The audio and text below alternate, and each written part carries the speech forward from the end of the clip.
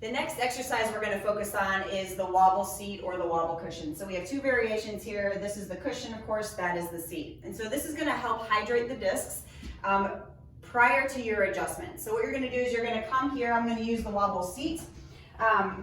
Initially, you're going to sit down, make sure your feet are flat on the floor, and you're going to move your hips in a figure 8 motion. You're going to go forward with your hips, round to the side, to the middle, to the forward, to the left, and you're going to keep moving your hips in that figure 8 motion. What this will do is it'll help suck any disc bulges, herniations, just conditions that develop with degeneration and chronic subluxation in that lower back and pelvis. It's going to suck all the fluid back into the middle of the discs because your body heals through what's called imbibition. So you're going to move your hips in that figure 8. If you do have to hold on to the side, you certainly can do that.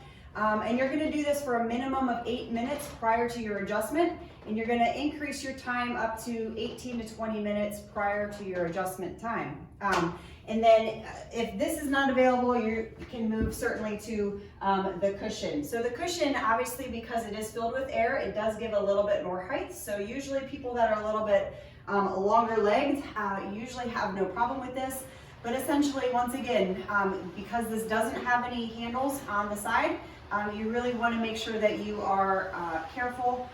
If you need more stabilization, wait for the wobble seat itself. So once again, we have timers on the side here. You're going to set your time, start at 8 minutes, work your way up to 18 minutes prior to your adjustment.